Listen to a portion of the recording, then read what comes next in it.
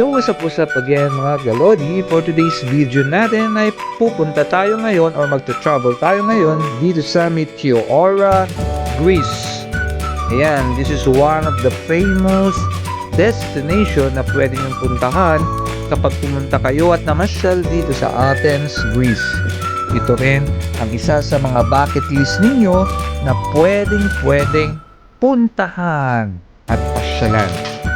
Well, makikita ninyo, yan talaga ang natural structure ng mga bundok dito sa Meteora.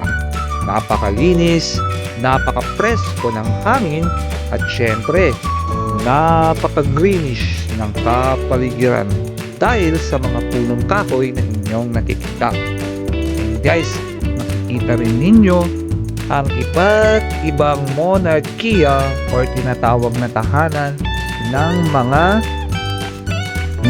monk or mga monghe dito sa bundok ng So ayan mga Lodi, mag-enjoy muna tayo at panoorin ang napakagandang tanawin dito sa Meteora, Greece. So see you soon guys.